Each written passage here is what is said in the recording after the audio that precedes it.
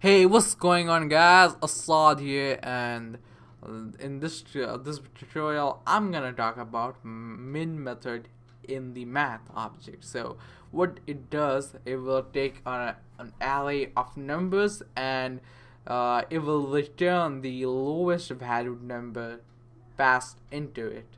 So, here, what we're gonna do is log it on a console. Math. What the math, and after that dot minimum, pass the parameter as Alice 2 3 1, something like that, and it will give us the lowest number. If we turn into minus, it will give you the lowest valued, which is here, it's -3.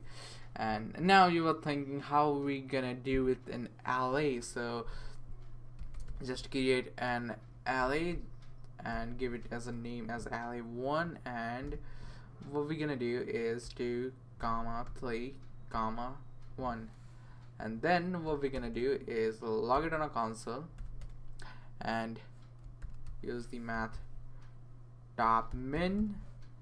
and use the spread operator and pass the array1, and it will do for us. So this is what it does. Hope you guys understand. That's it for today's video, guys. See you guys in the next tutorial.